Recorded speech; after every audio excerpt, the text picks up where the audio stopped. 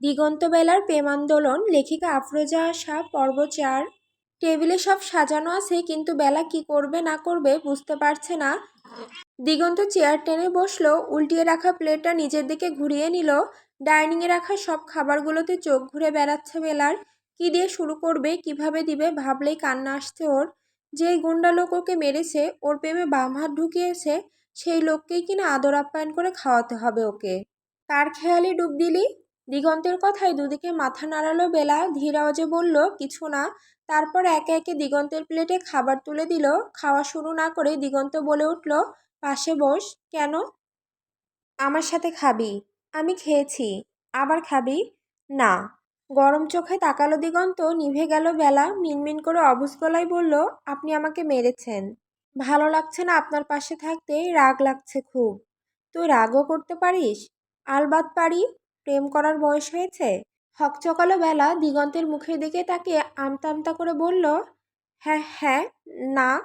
সঠিক উত্তর নেই, অথচ প্রেম করতে গিয়েছিস নিজের থেকে দ্বিগুণ বয়সী ছেলের সাথে। জানাবো বাড়িতে এসব? না, মেরেছেন তো, প্রেমও তো হতে দেননি, আবার বাড়িতে এসব জানাবেন বলে হুমকি দিচ্ছেন কেন? কথা বলল না দিগন্ত, ভ্রু নেড়ে ইশারা করলো পাশে বসতে। থ্রেড যেহেতু দিয়েছে তাই রিস্ক নিবে না বেলা। যদি সত্যি সত্যি বাড়িতে বলে দেয় তাহলে কি করবে ও? দুনিয়াদারি ভুলে নাচতে নাচতে গিয়ে দিগন্তের সামনেই রায়হানকে বলে দিল মনের কথা। তখনও ছোট মাথায় এত প্যাঁচ এসেছে নাকি? দিগন্ত নামক গুন্ডা যে ওর সদ্য হওয়া প্রেমে আগুন দিবে, তা বেলা নামক ষোড়শী বুঝতে পারেনি। এখন গড়াগড়ি দিয়ে কেঁদে মরলেও এই প্রেম আর হওয়ার নয়। কিন্তু তাই বলে কি বাড়িতে এসব কথা জানাজানি হয়ে মান খোয়াবে বেলা? কখনো না। মনে দুরু দুরু ভয় নিয়ে দিগন্তের পাশে চেয়ার টেনে বসলো। বেলার সামনে প্লেটটা উল্টিয়ে নিজের দিকে নিল। দিগন্ত আর ওর প্লেটটা বেলার দিকে ঠেলে দিল। চোখ বড় বড় হয়ে গেল বেলার, অবাক হয়ে বলল, এটা আমাকে দিলেন কেন? এত খাবার আমি কিভাবে খাবো? যেভাবে সবাই খাই সেভাবে। আমাকে কি আপনার মতো এত বড় মানুষ মনে করেছেন? আমি ছোট মানুষ, পেটটাও ছোট, খাইও সেই পরিমাণ। বেলার মুখ থেকে এত বড় মানুষ কথাটা শুনতে মন জ্বলে উঠল দিগন্তের। জ্বলন্ত চোখে তাকিয়ে বলল, জ্ঞান চেয়েছি তোর কাছে, বেয়াদব মেয়ে। এত বড় বড় বলে কি বোঝাতে চাইছিস? আমি বুড়ো? জিভ কাটলো বেলা, দুপাশে মাথা ঝাঁকিয়ে বলল, বুড়ো কেন হবেন? আপনি দেখতে মাশাল্লাহ, তবে ব্যবহার আস্তাগফিরুল্লাহ। এত খাটাস মানুষ হয়?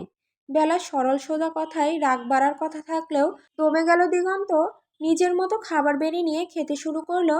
তার আগে গম গম গলায় আদেশ ছুড়ে দিল বেলার কাছে, ভালো চাস তো প্লেটের সবটুকু আমার সাথে সাথে শেষ কর, না হলে যে কীর্তি করে বেড়ায় সেসব তুলে দিব তোর নীতিবান বাপের কাছে।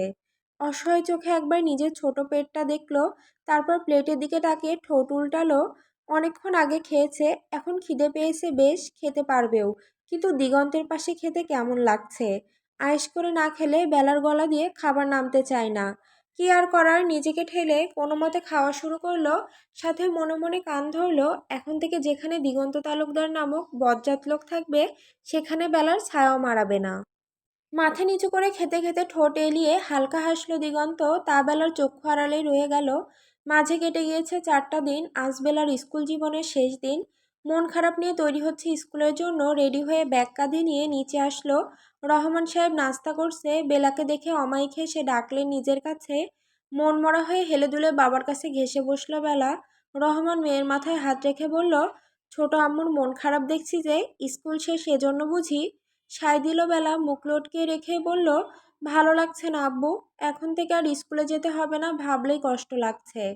হালকা হাসলো রহমান সাহেব, নিজের প্লেট থেকে রুটি ছিঁড়ে মেয়েকে খাইয়ে দিতে দিতে বলল, স্কুলের গণ্ডি পেরিয়ে কলেজে উঠছো, মন খারাপ করে না বাচ্চা? নতুন কলেজে যাবে, নতুন ফ্রেন্ড হবে, দেখবি স্কুলের মতো সব কিছু সেখানেও একই থাকবে।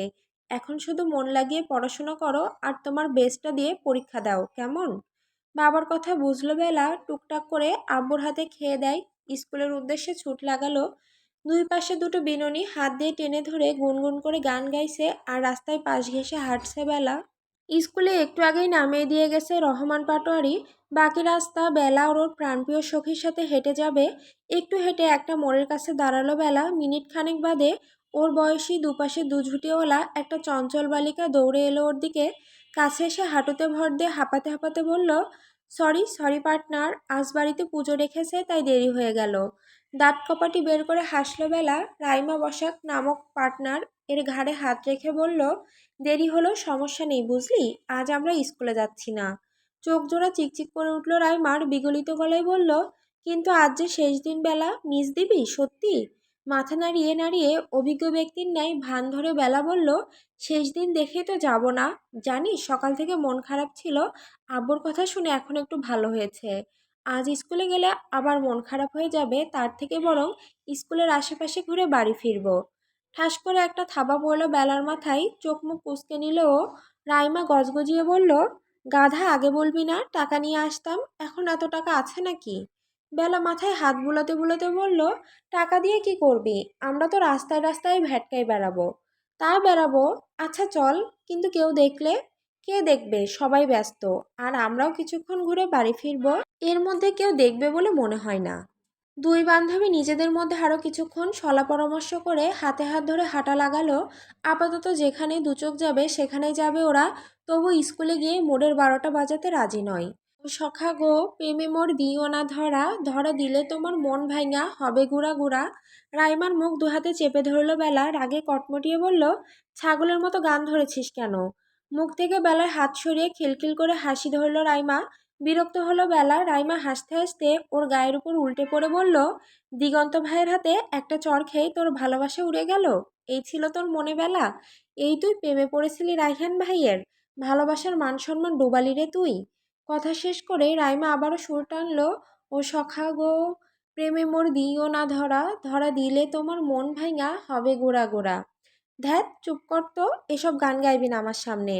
তুই চুপ কর, আমার এখনো একটা কথা মনে পড়লে হাসি পাচ্ছে জানিস? ভ্রু নাচালো বেলা, জানে না ও। রাইমা ঠোঁট চেপে হাসি কন্ট্রোল করে বলল, সেদিন দিগন্ত ভাইয়ের হাতে চটকানা খেয়ে তুই কেমন কানা হয়ে গিয়েছিলি। আগপাস কোনো কিছু না দেখে একটা মার খেয়ে বোতলের মতো কাঁদতে কাঁদতে চলে গেলি। চোখ মুখ বিকৃত করে নিল বেলা, হাত উঠিয়ে রাইমার গালে জোরসে একটা চড় মেরে বলে, আমার হাত নরম তাই বেশি লাগলো না বুঝলি।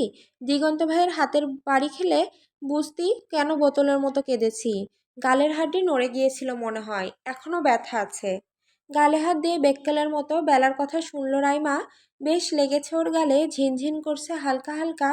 এটা তো মুখে বললেও বুঝতাম, মারলি কেন? সেদিন রাইহান ভাইকে প্রপোজের জন্যই এগিয়ে দিলে আমায়, পরে আমার বিপদে কোথায় ছিলি? এটা তার শোধ তুলেছি। বেলার উপর চড়াও হয়ে রাইমা কিছু বলতে নিবে, কিন্তু হুট করে পার্কের ভেতরটা কেমন গন্ডগোল লেগে গেল। স্কুল ফাঁকি দিয়ে হাঁটতে হাঁটতে ওরা একটা পার্কের শেষ কিনারে এসে বসে গল্প করছিল। শেষে বসে থাকায় দুজনেই বুঝতে পারছে না এত কোলাহল কিসের। এই দিকটায় তেমন মানুষজন নেই। দুই বান্ধবী একে অপরের দিকে তাকিয়ে উঠে দাঁড়ালো।